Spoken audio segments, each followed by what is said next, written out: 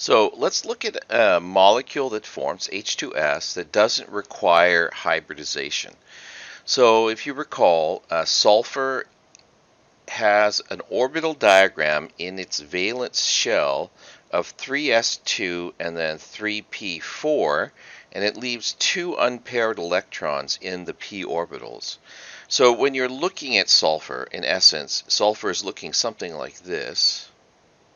It's got a p orbital on one axis, right? And we're looking XYZ, so this would be Z, for example. It has another p orbital on this axis, and then it has yet another orbital on this axis, like this. Now, the way we're thinking about what's going on in the p orbitals is that one of the p orbitals has a pair of electrons in it, like this. That's the lone pair. And that leaves two electrons unpaired that are able to form bonds. So in this orbital, we have an electron here, and in this dashed orbital coming out at us, we have another electron there. Maybe I'll change the color so it's a little easier to see. Let's do green for that one. So we have an orbital looks like that. It's not really that much. I guess I'll have to go to red again. Sorry, guys. Like that. So that one's out in the front. Now, when you form H2S, hydrogens each have one electron in the 1s orbital, at least in their ground state. And so what can happen is a hydrogen can overlap its 1s orbital with one of the p orbitals that has an available electron in sulfur. So in that case, what we get is we get a hydrogen over here. We go like this. And then in the overlap region, we get to stick in a pair of electrons. Same thing's going to happen on this axis. That is, we're going to be able to pair an electron with another hydrogen in the overlap region like this. Now, this is kind of a much better picture, of course.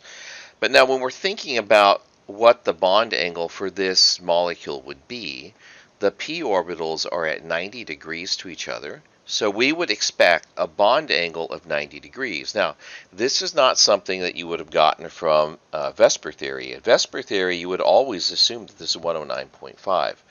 But the sulfur on the central atom is so much bigger than like a carbon, for example, that there's very little electron pair repulsion going on between these two orbitals. The result is they don't actually have to push apart from each other.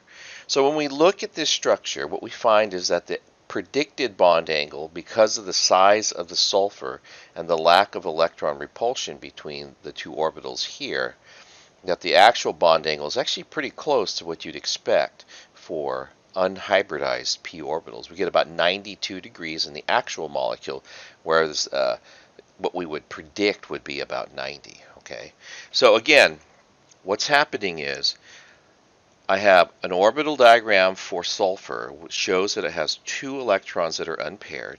The hydrogens can each contribute one electron to an overlap region between a 3p orbital and a 1s orbital. And so this is what sort of results here. I have an overlap region here with a pair of electrons. That creates the chemical bond, and I do another one here.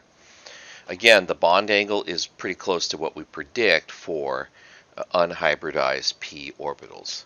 So this is known as a bonding scheme, right?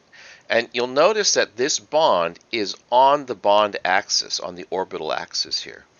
So if I'm looking at it sort of from the side, so I'm just going to look at this one here. Let me get a, see, will this show up? No, it won't show up. So let me get a different color here. I'm looking at this one right here. Okay? If I'm looking at it from the side, here's the axis for the bond. And then I have a hydrogen. And then I have one lobe of the p orbital, which I guess I'll go ahead and do in red, like this. And then the rest of it's over here, right? So I'm only looking, this is one of the p orbitals here from the sulfur. and this is a 1s orbital here. And what you'll notice is that this bond falls directly on the bond axis. And so this is known as a sigma bond.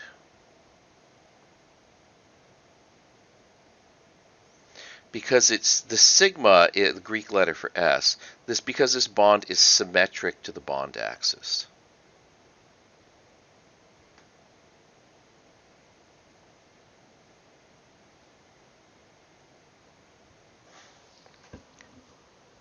The way we describe this bond is we would say that it's a sigma bond between the 1s on hydrogen and the 2p.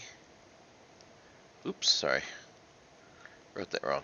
A sigma bond between the 1s on hydrogen and the 2p on sulfur, or 3p. Sorry, 3p on sulfur. And people will change how this is written. Sometimes the hydrogen's on the outside and it's a 1s on the inside. They just swap. It's just to separate the two, to make a clear designation of one atom and the orbital that it's using. So this would be the sort of the bond description, a sigma bond between the 1s on hydrogen and the 3p on sulfur. Okay? The bond description for this one would be exactly the same. And then the other nice thing about valence bond theory, it explains the existence of the lone pair. Why are these electrons paired up on one side of the atom? So here's a problem for us to work on together and for you to get a little bit of practice. We're going to describe the bonding in pH 3, and we're going to assume that there's no hybridization taking place. And so I'll help you out by starting with the orbital diagrams. We already have the orbital diagram for hydrogen. For hydrogen, we have 3 hydrogen atoms with 1 electron in the 1s orbital like this.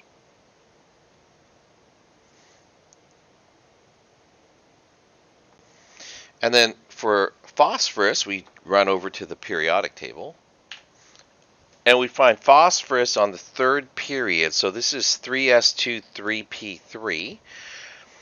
And so we can draw the orbital diagram for it. So we have 3s and then 3p, and we have these electrons here, here, here, and here. So we have 3 electrons available, and now what we have to do is look at how the atoms form their bonds. And so what I want you to do is sort of sketch what the molecule looks like. You don't have to draw the whole thing in this kind of detail, of course. You could sketch it out like this. And then describe the bond in the bonding scheme using a notation like this, right? So it'll be 1s hydrogen. You have to finish the description for the phosphorus. So go ahead and give that a shot. So you should have come up with something like this. I drew the p orbitals. I didn't draw the s orbital in here because it just makes it too cluttered. I actually didn't draw it here either. It's in this diagram. You can see it here. And then I have 1 electron originally in each one of these, and those are the 3 electrons coming from the phosphorus. Then each of the hydrogens contributes 1 electron to an orbital to create this sigma bond that exists between the 3p orbital of phosphorus and the 1s orbital of hydrogen. So this is the description of the bond. What we'll do next now is we'll look at why we know hybridization actually occurs.